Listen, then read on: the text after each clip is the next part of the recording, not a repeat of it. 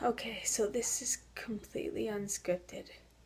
I had not written anything down, rehearsed it whatsoever, but I need to point out some facts to people. People are always complaining that rape victims don't speak up. What they don't realize is how insanely hard it is. How difficult it could be to mention the word, to admit that it happened in the first place. Say, when you have something bad happen to you, like your parents are getting a divorce, most people don't want to talk about it. Most people, it is perfectly acceptable to not want to talk about something that you're having a hard time dealing with. Why are people getting mad at us for having so much trouble speaking? As if that somehow makes it any better of what happened. Also, people kind of let it slide and call it no big deal, and she was asking for it. Like, as if it makes a difference. But what they don't realize is what it actually does to the victim. Like, for me, it happened about 13 years ago, when I was 13, which is kind of funny now. So, I didn't really understand what had happened. I didn't get it because no actual force was used. All I know is that I changed. All I knew was that my chest hurt, that I was scared, that I was panicky. I watched myself as I unraveled and I didn't even understand why. I remember poking my finger on accident and looking at it, trying to explain to myself that it's just a cut. It's not supposed to hurt. You can make something not hurt. Because that's what people tell you every single day. You can just push something away and it won't affect you anymore. It won't hurt anymore. You can literally just do that. Because they think rape, they don't never say it out loud. But they think it's just some kind of bad relationship that you got out of. It's just some ex-boyfriend that went wrong, like he cheated on you or something. But it's not like that. It's more like your murderer. Like he killed you. But you have to live now. It's a lot more like that. But yet people cannot understand why you don't want to be around him, why you can't handle being around him, why you can't just have forgiveness and let go. I unraveled slowly. I tried so much to keep myself together, to convince myself to tell people.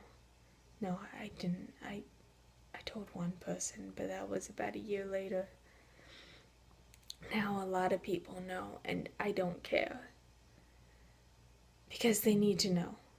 I am sick and tired of people not wanting to talk about serious stuff. Not wanting to be honest because they're afraid of what people are going to say. And they are going to say some awful stuff. But you have to say it anyway. It's the only way you have a chance of having enough people say the same thing. Because if someone doesn't start talking first, no one's ever going to start. Now keep in mind, this happened to me 13 years ago. And it used to be whenever someone would even ask me if I was okay or how I was doing, and they were being serious, like I knew they wanted an actual answer, my head would shut down. I couldn't remember what I was thinking about or what was actually wrong. I couldn't describe how it feels. I can't tell you what's wrong. It's too difficult to say why it affects me. I'm not even sure why. So it's too hard to speak, and when I would find the words and I would try to speak, it would feel like it would disappear. I could feel the tightening from the fear. Because speaking afterwards is the most terrifying thing there is. Well, maybe not the most terrifying things, but it definitely comes really close. I had gotten with an argument with my sister yesterday about a girl who was passed out while the guy did her. And she was saying, well, the girl should know better. Know better than to what? Know better than to be passed out? Because she's in love with him. She's in love with my rapist. She'd do anything to try and play it down, because there are people who love the rapist and they'll try to protect him. There are people who love the victim and don't want to think about it. So they'll push it aside. But here's what it feels like. It feels like something is there, just tugging underneath your skin. And you don't know what's going on, but you feel it in your chest, and you feel the need to run. You can tell yourself not to run, and you can fight against it, but ultimately you're gonna have to break. And the further you run and try not to let it get to you, the more it's going to hurt. It's like a great big rubber band. And I used to go through this cycle every single day. Wake up, feeling completely torn apart and broken. Sometimes I would cry, sometimes I wouldn't, but I would usually wake up in a panic. My heart would start racing every morning about 6 a.m. And I'd be able to pull myself together, go through a time where I could hold it, but at around 6 p.m., I would get tired and worn out. It's a different kind of tired. It's like you feel emotionally drained from keeping yourself together, and you would feel it. You'd cry over stupid stuff and everyone would think you're a baby. But the truth is, and I didn't learn this till I turned 21 and I moved away, that the only reason you cry over everything is because you feel shattered all the time. And it doesn't take much when you're already broken to make you cry.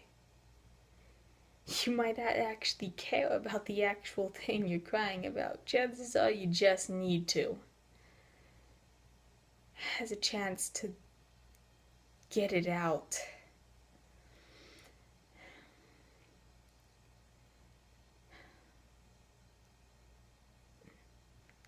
See, there's a reason why rape is illegal. Sexual assault is illegal. I know everyone gets mad because you make such a big deal out of it and there's big consequences involved. But there is a reason why it's illegal. And that is because it's like he killed you. And you woke up just a ghost and a spirit of who you actually were. Right now I would consider myself solid. Like I've gained most of myself back. I am a survivor, but I'll never be the way I was. I'm alright with that, simply because I would never want to go back to being that naive again.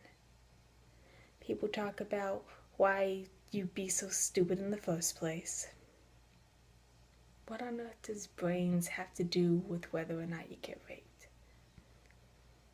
It shouldn't be like that. My 10 minutes are almost up. But I am going to write a book, several books on rape. So, if you want to be in my story, email me at razizninja, RAZIS_ninja @yahoo.com and tell me your story.